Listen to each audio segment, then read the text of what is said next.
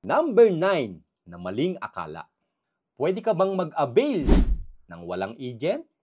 Ang i-discuss natin today ay mga maling akala sa pagbili ng house, na maaaring ito din ang pagkakaalam mo at bibigyan nating linaw sa video na ito.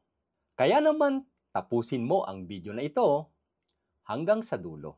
Number 9 na maling akala. Pwede ka bang mag-avail ng walang agent? May mga home buyer tayong nag-i-inquire na gustong umiwas sa agent, na sa pag-aakala ay mas makakatipid sila if walang ahente. Well, if ang binibili mong property ay sa isang housing developer, meron dapat agent na mag-a-assist sa iyo. At kung ikaw naman ay magwo-walk-in diretso sa developer o sa project ng developer, merong i-assign sa iyo doon, na usually kung sino yung nakamaning na agent.